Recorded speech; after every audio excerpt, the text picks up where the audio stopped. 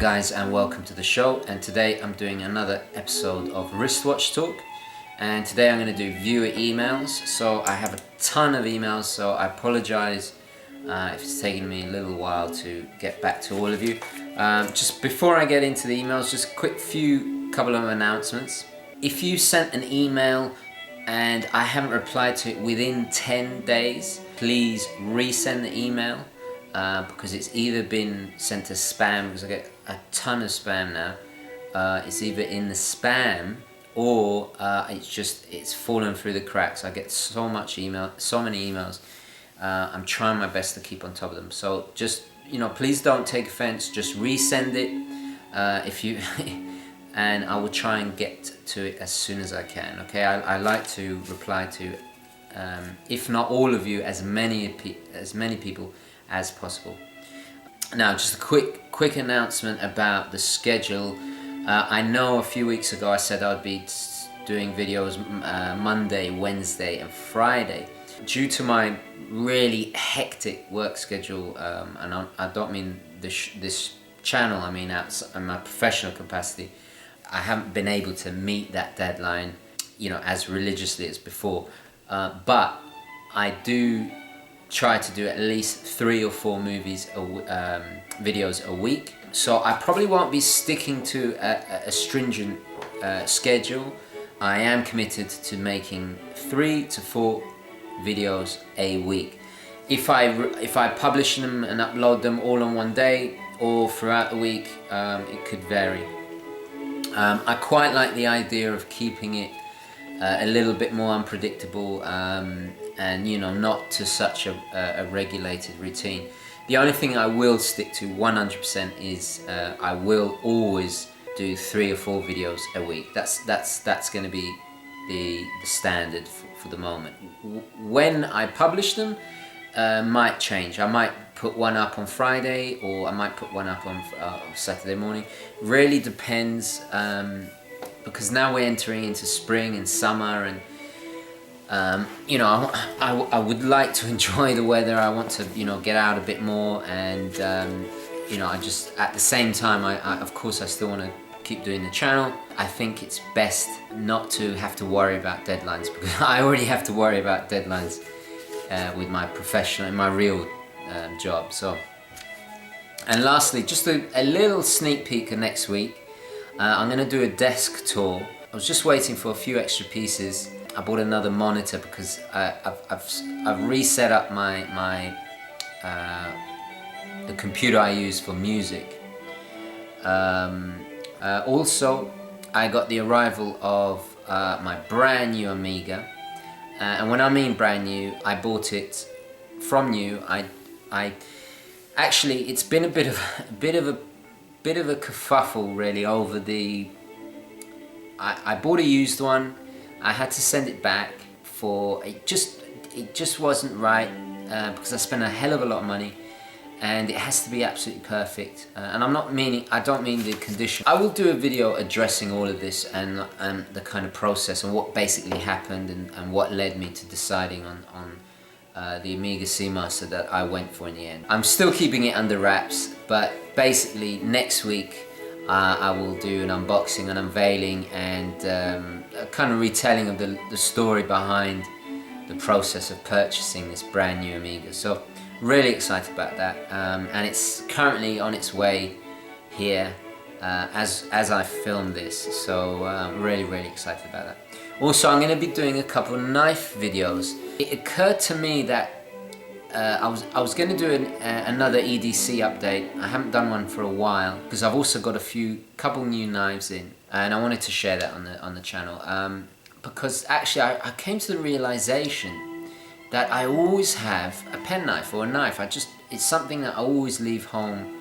It's as important as the watch I have on, or my pen, or my sunglasses. There's various things that I always have with me, and I want to kind of address that and talk about, and especially look at knives that you can have in an urban environment that aren't going to be too offensive or get you into trouble for carrying them. So I'm gonna do a video on that, and that will also be, if not next week, the week after. So a lot to look forward to. Of course, there's going to be more wristwatch talk, more reviews. I have 2 or 3 watch reviews to do, all queued up. I also have a couple of viewer collections to do as well. So I'm going to prioritize and kind of spread out the content. So it's not all just watches.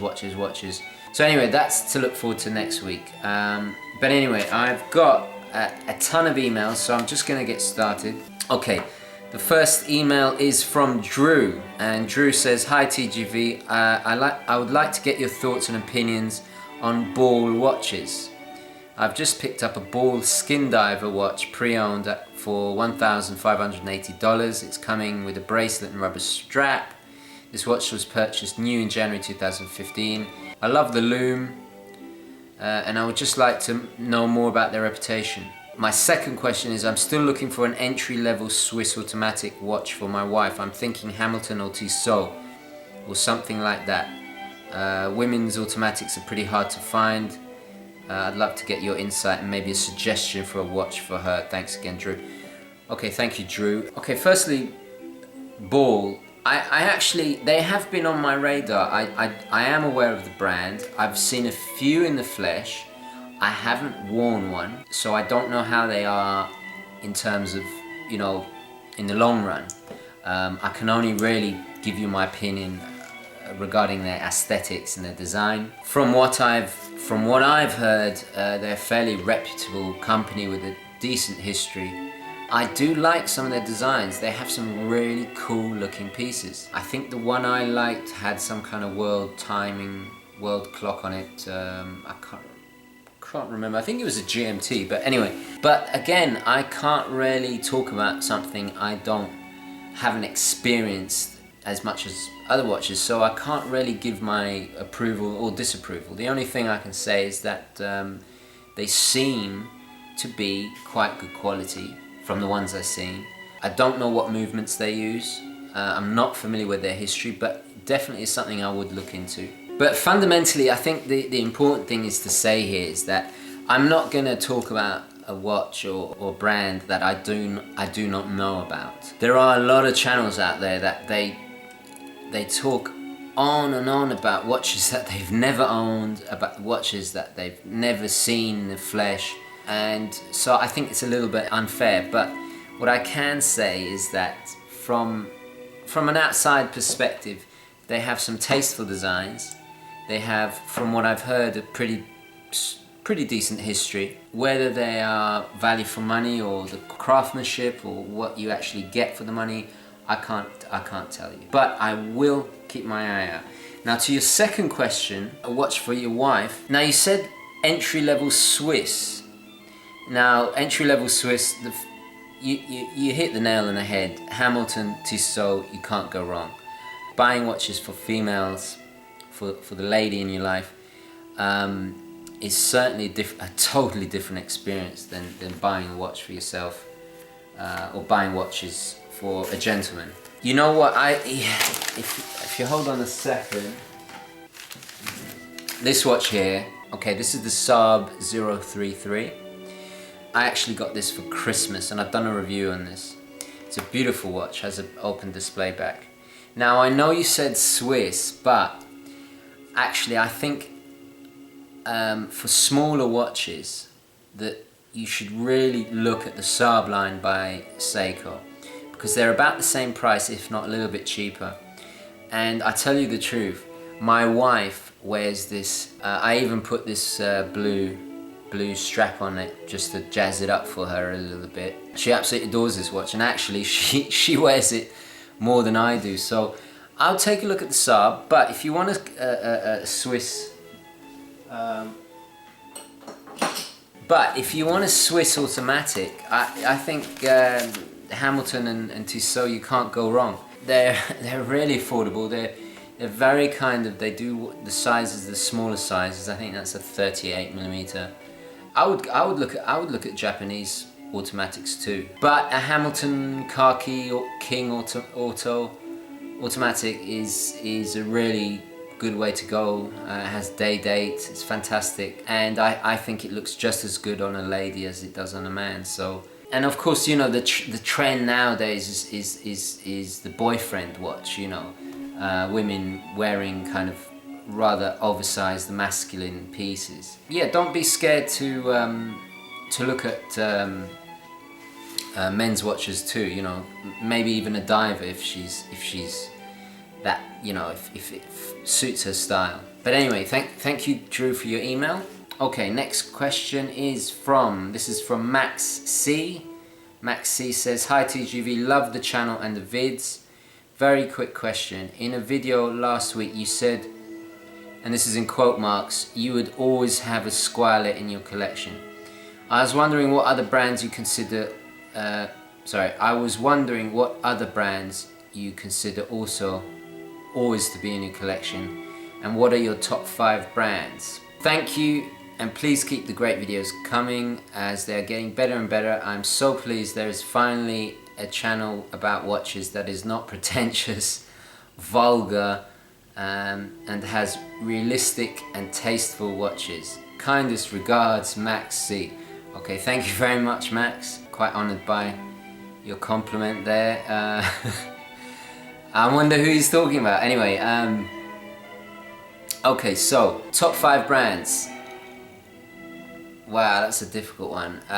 Well, you said it yourself, Squire, definitely. I'd always have a Squire in the collection. I'll always have a Rolex in the collection, so Squire, Rolex, Omega. But actually, you know, I went for a year without an Omega in my collection, so, but it didn't feel complete, so, and I was lusting after various Omegas, so probably not 100% true, but anyway. So Rolex, Squire, Omega, probably I would have to say Seiko, just because I've always had a Seiko. Damn, it's a bit difficult because I want to say Hamilton, but then I'm thinking Casio and, you know, the G-Shocks and the Pro-Treks and those kind of things. I'd probably, you know what, I'd probably say Casio, because between those 5 brands, there's so much to choose from, you know. You know, my top 5 brands and what I'd always have in my collection are probably different things, because, you know, as I said, I went for a year without having an Omega in the collection. Yeah, I think those are my top 5 brands. Anyway, thank you very much for your email, Max. Thank you. Okay, next email. This is from Tade, and Tade is from Boston. He says, "Hello, sir. I truly enjoy your honest opinion on YouTube. I am almost finished with graduate school and looking to create a watch rotation for the real world. I want to begin with 3 watches, including a dress with a dress watch with a black leather strap, another dress watch with a brown leather strap, and a steel sports watch." He goes on to list a few favorites. He mentions Hamilton, he mentions Steinhardt. He added a link to the Steinhardt Marine 38, which I must admit is quite a tasteful, really nice piece. I wasn't aware they did a watch in that size, so I'm quite surprised about it, and I'm quite tempted myself. I will look at that. I think anything over 40mm is overkill. I believe both of these watches come with ETM movements, which to me seems like a good place to start. I'd appreciate your opinion on where to begin. Thank you for your time. Kind regards, Tade. Okay, thank you very much for your email. Yeah, you seem to know exactly. That is an excellent place to start. I think, you know, a Hamilton, Steinhardt, that kind of area, really good place to start. So you mentioned the size. You give a kind of indication of what style you're looking for by the watches that you've said. I think it's a fantastic place to start. I approve completely. In fact, I would, again, like the earlier email, I would look at some Japanese pieces, because if you're trying to stay under, like, you know, $400 or $500 around there, what the Japanese have to offer is unbeatable in that price range. I really like that Steinhardt you mentioned, the Marine 38. I think that would be perfect. It's very classic looking, very tasteful. The Hamilton khaki, again, I think that would suit you perfectly. Maybe have a look at the Junkers on Long Island watches. They have the Junkers Bauhaus, I think would be perfect for you. I did actually review one. They are 40 millimeters. I must say that you already started on the right track, and you can't go wrong. So I'll look at Junkers, Hamilton, maybe some of the Seikos, the Saab line again, the Steinhardt 38. I definitely approve of that. Steinhardt are great. You know, if you're looking for something that's not pretentious but decent quality and modestly priced, you can't go wrong with them. So my advice is actually to stick to your plan. I think you definitely on the right track. Anyway, thank you very much for your email. Okay, next one is from Curtis. He says, thanks for the video, keep up the great work. I was hoping if you could make a recommendation for me. Just to put things in perspective, I'm a university student who is just getting into watches. I've fallen for dive and aviation watches. In the realm of aviation watches, which you choose to start your collection? I really admire the Junkers automatics, and I'm trying to find a great aviation watch for under 500. First of all, thank you, Curtis. Again, very similar to the email I just read. There seems to be a lot of demand, and not just in these emails, but a lot of demand for watches around the $500 mark. And it is a sweet spot because for that money you're able to get, an entry-level Swiss timepiece, and you're able to get what I would say is I have to be careful here, because I want to say your first proper watch, and I don't mean to say that watches under that are not proper. What I mean by that is, you've got a Swiss movement. It's either going to be a ETA, maybe a Sellita, or something like that. It's a watch that kind of takes you out of the realm of just somebody who goes to the mall and buys a watch, not really into horology. It's that entry level into the world of horology, really. Again, I think the Junkers is a fantastic choice for you. Definitely check out longislandwatches.com, because I think for that price range, they are the best. If you can stretch a little more, definitely go for the Squire. Maybe you could get the 20 Atmos, the Submariner Homage. I'm going to be looking at one of those soon, hopefully. Look at the Seikos,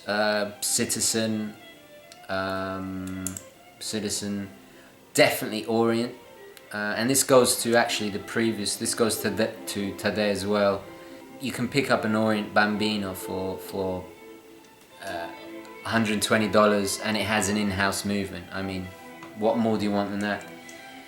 Yeah, there's a lot to look at. I think what I'm going to do a video at the best watches for under $500. I'm definitely going to have to do one of those very soon. But as I said before, Junkers, Hamilton, Junkers Bauhaus, you could get the one with the power reserve, or you could get, come in a variety of colors. Hamilton Khaki King automatic, or there's the quartz versions as well. Hamilton do some divers as well, so have a look at them. Seiko Saab line, fantastic. Tissot, you could have a look at their automatics. The PRC 200 is one that's quite nice. I think that's a quartz. Aviation watches, I think actually, to be honest, for that price range, I think Citizen probably do the best aviation watches. You could get a Nighthawk with the little GMT hand. Those are fantastic. I'm not sure, you didn't specify what size you want, but the great thing about some of those Citizens is that even for somebody like me who has a smaller wrist, I can still wear them comfortably. It's a very strange thing. It's very few larger watches actually suit me, but the Citizen aviation watches, they do. So have a look at them. You could maybe stretch a little bit more, get a ProMaster. I think that's a definite great way to go. But yeah, you have so much to choose from, and I think I'm going to do a video exactly on this subject very soon, so stay tuned for that. Thank you very much, Curtis, for your email. Next email, this is from Mark.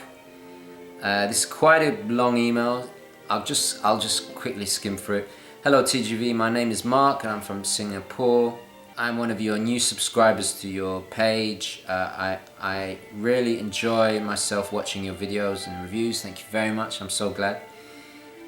As your reviews focus mainly on the more affordable range, whereas some of the other channels only rely on those high-end watches like Richard Mille, Patek, etc, etc. So I think you have done a great job. Thank you very much. Okay, now coming to the purpose of my email. Today I'm seeing your video where you mentioned you're trying to acquire another GMT watch. My question is, if you've owned a GMT watch before, why do you feel the urge to buy something similar or the same brand again? As a horology collector / admirer, I would have thought we should expose ourselves to timepieces of a different design function to increase the knowledge and appreciation. I would suggest buying a world timer from Frederic Constant with the blue face. Actually, you know what? I have seen this watch, and I've seen it in a John Lewis when I was in England, of all places. And I actually remember thinking, it's a really nice watch. Now, I don't know about the brand, but anyway, we'll get into that in just a second. A reasonable price piece, the Frederic Constant Blue Face World Timer was launched at Basel World, blah blah blah blah blah. In-house developed the movement. The entire watch is operated from a single crown instead of having pushers like on other brand that all the other brands do. Moreover, the function of a world timer might suit you better, as a single glance you'll be able to tell the time in different countries around the world. Actually, it reminds me a little bit like this. The world timer has it's a little bit like that. The dial design, anyway. Let me just put this back. Yeah, I actually saw one of these in John Lewis last time I was in England, and I do remember it was very tastefully done.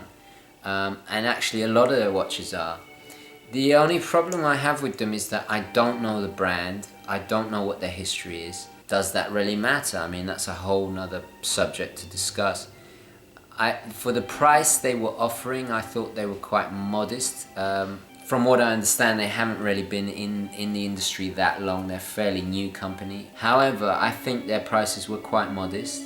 The fact that it's in-house and it's a really, really nice design, I would consider it. Listen, I've still got plenty of time to look at GMTs, so if I can, I'll try and... What I might do, I might take the camera with me to Manhattan, and I might have a mooch around the stores there.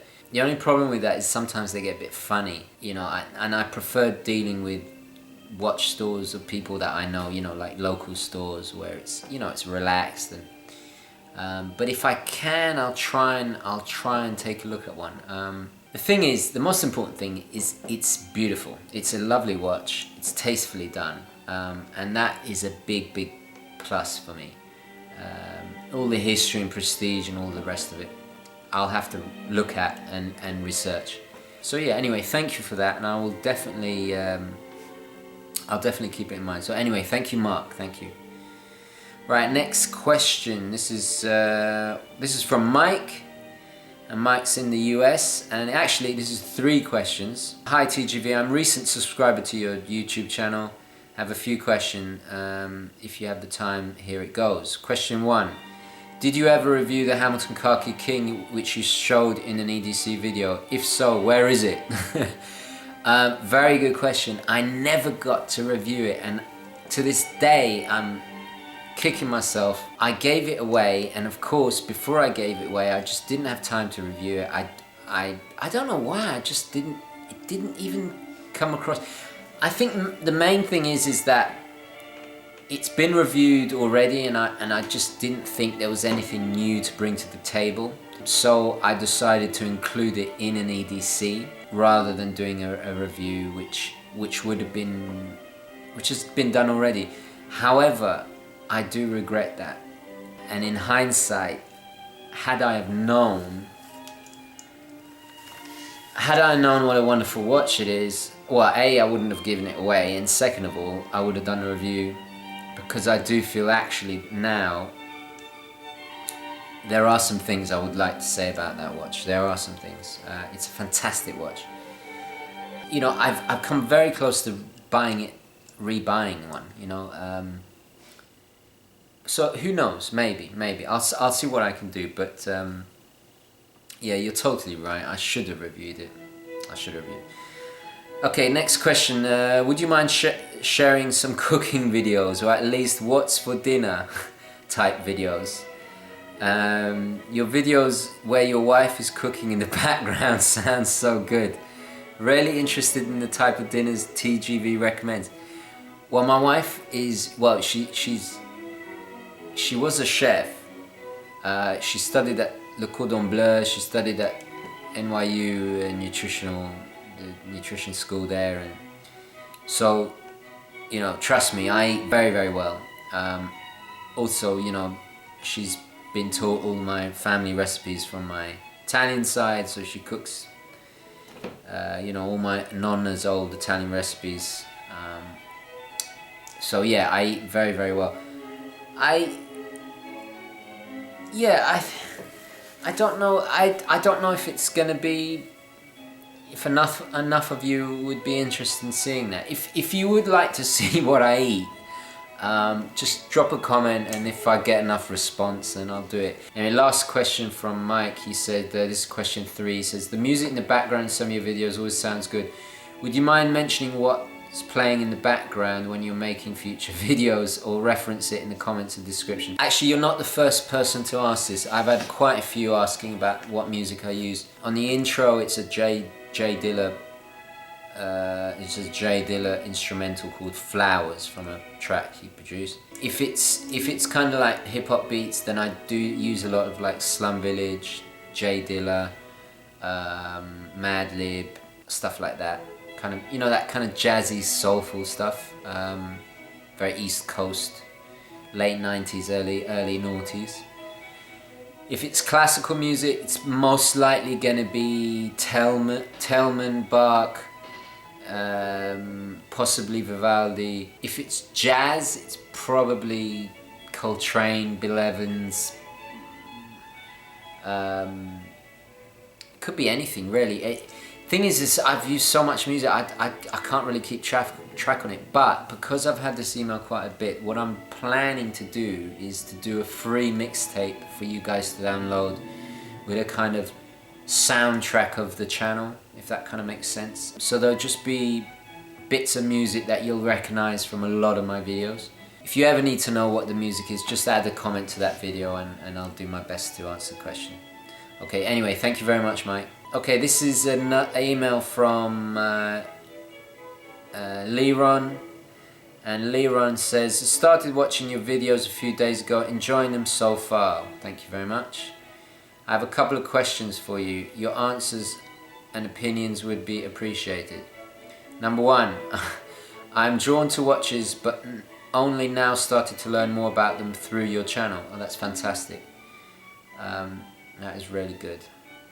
As a beginning enthusiast, what are some of the things you recommend in becoming more knowledgeable about them? Excellent question. I might even do a video just specially on this, because I think I'm getting a lot of new subscribers that are beginners, or not beginners, kind of new to collecting. I must stress out that I am in no way an expert. I'm still learning every day. I'm in no way a guru. I'm just here sharing my passion, sharing my love of watches with you guys. That's what it's all about. I don't claim to be the guru, the boss, the whatever. I can pass on some advice that I especially wish I could have passed on to myself, and that is just to be patient, not to rush into it. Take your time. It's a lot of trial and error.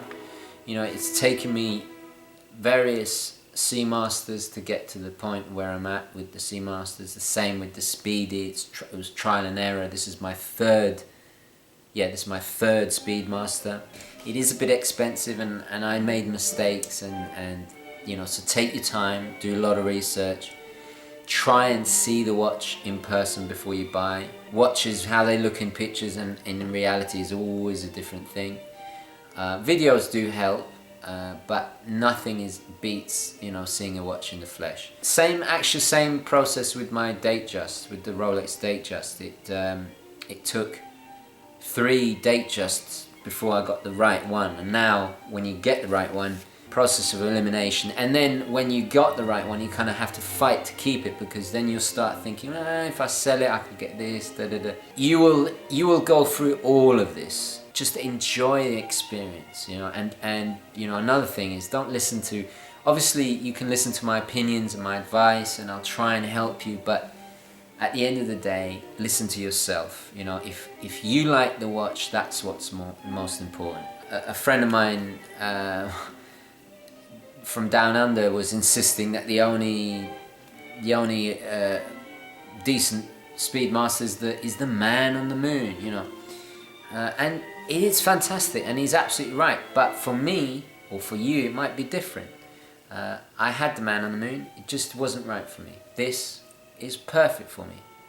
I love the way it fits. I love it's in my scale. It's comfortable. It's an automatic. I don't have to worry about winding it. I adore this. So, you know, sometimes listen to opinions, but at the end of the day, listen to yourself. You're the one going to be wearing it, you know. So that's pretty much the most basic but truest, most true advice I can pass on. Okay, second question from Leron is, what are some of your time management recommendations? You seem to get a lot done and have fun with little time. Yeah, this is a real tricky subject, and again, I might have to do a video specifically on this subject. Time management is probably the most crucial. It's beyond how much money you have, how much, you know. I think a video, that question deserves a video in itself. Excellent question. I get up early, I go to bed early. I'm one of those people that's restless. I have to be doing something. Otherwise, if I sit still, I tend to get, not depressed, but I tend to, you know, I just have to keep, I'm a bit like a shark. You know how like a bit of a weird metaphor, but you know, the shark has to keep going for the water, for it to breathe through its gills, you know. Same kind of thing. I feel if I stay still, it's the death of me, really. I would like general suggestions in becoming an urban gentleman, style, fashion, etc. Yeah, I agree. I've got to do more in this, and I will do. Wow, Leron, you're making me work much harder, but you know, it's good. It's fantastic. You keep me on my toes. This is what I want. So, Leron, thank you very much for that. And I really thank you for your email. Fantastic questions. This is from Anton. He goes, hi TGV, I recently become very interested in mechanical watches and acquired some entry-level ones. I've saved up some money since, and I want to buy a high-level piece to start a serious collection. After Baselworld this year, I completely fell in love with the Rolex Oyster Perpetual 39mm case and felt that this type of watch is the watch I want to buy. But instead of rushing into it, I appreciate your thoughts and comments. I'm looking at an everyday watch that is around 40mm, not showy but still beautiful to look at, and versatile enough to be worn on almost every occasion, depending on the strap bracelet. It would be a very expensive purchase for me, so I don't want the watch to drop in value, since I may change my taste in the future. So I've looked at brands like Omega, Rolex, specifically the Aquaterra and the Rolex Explorer 1, but would love to hear your feedback. Is it worth it? Buy many pieces instead of one, maybe some other brand, ? Regards, Anton. Excellent email, excellent question. Thank you very much. I really like emails like this. because I've been there, and I've been there quite a few times. I actually think you kind of hit the nail on the head. I would go for a Datejust, because the Datejust, in my opinion, is the most versatile. It's one of the most versatile watches of all time. It's waterproof. It's quite rugged. You can wear it. You know, you can wear it in a pool. You can wear it to dinner in a suit. You can wear. It's great with jeans and a t-shirt. It really is the all-round Rolex. I think the Explorer One is definitely in that category as well. I think the Datejust a little bit more. You're already in the right kind of area. The Aquaterra, again, similar design, similar kind of aesthetic. I think a Datejust, a Rolex Oyster Perpetual, a Datejust would be perfect. For many years, I had a Datejust and a Seamaster, and I'd have my Rolex Datejust for smart, for formal, my Omega for every day, and then I'd have a Casio or a Seiko as a beta. And for many years I was content, and I could go back to that at any moment and be content again. It was just nice not to have to think about watches, and that was a different period in my life. I was very much career obsessed at the time, and all about the money and making money, and I didn't really have time. But nowadays I have a little bit more time on my hands because I'm self-employed. So yeah, Datejust. That's all the way, man. Definitely. The Speedmaster is another one that kind of ticks all those boxes. A little bit less robust and less waterproof than the famous Oyster Perpetual cases. The Oyster case, obviously, but yeah, you're on the right. You're definitely on the right track.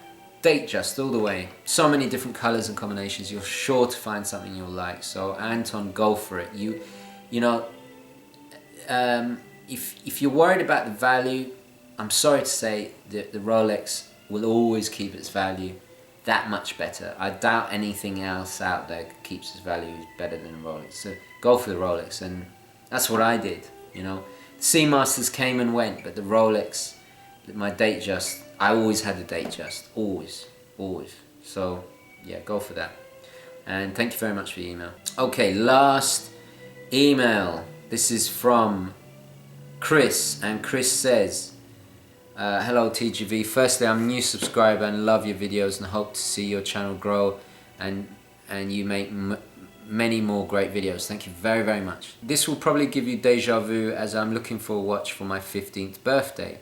I already own a G-Shock GW6900-1ER, which I use daily. I would like a watch that is a little bit smarter and not as bulky. I don't mind it being large.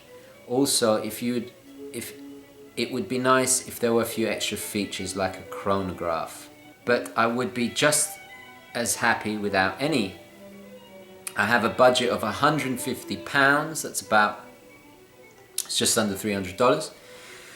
And I wonder if you have any recommendations. I can't really give an idea of what watch I have my eyes on, as there are just so many to choose from, new and used. I guess what I'm trying to say is I want to be surprised. I guess a bit of context is needed. My name is Chris and I live in East London. Love East London. I actually lived there for 2 years while I was studying in a little bedsit on Amherst Road. And those of you who know East London well. And shout out to Danny over there, who's also a viewer in East London.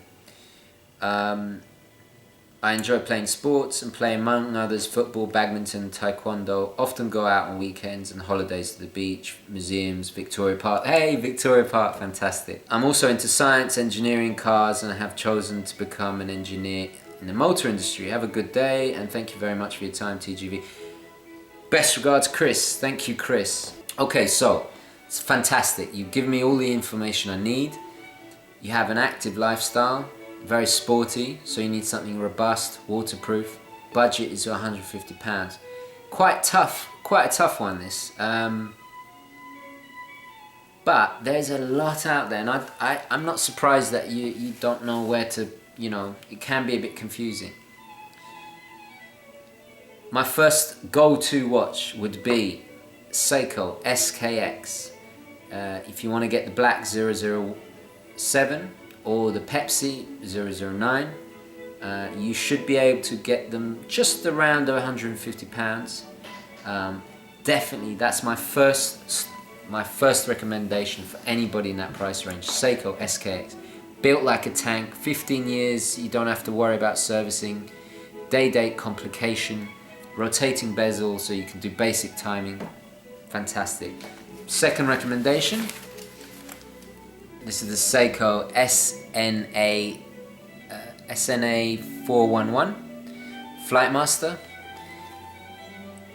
This has a ton of features, a second time zone with 2 hands at the bottom, chronograph, an alarm, 5 scales, you can do all kinds of calculations, time, distance, fuel consumption, and all the rest of it.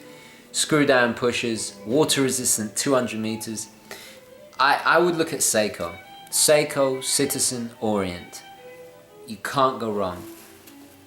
For your age group, it's appropriate. For your lifestyle, it's appropriate. Actually, I'll say that right now. You will not find anything better quality for £150 than a Seiko or a Citizen or an Orient. But definitely Seiko first. SKX all day. If I was your age, I'd go for the 09. Just it's a little bit, the Pepsi's a little bit more. I like the color coordination, but it's up to you. So definitely look at them. And if you need more help, just email me back and I'll forward you some links. Anyway guys, I'm going to wrap it up there. Very, very long viewer emails, very long overdue. I apologize for taking time to reply to some of you. Again, if I still haven't got your email, just resend it if it's been more than 10 days and I'll be sure to get it. Please like and subscribe if you're new to the channel, and hopefully I'll catch you next time. Okay, thanks guys. Ciao.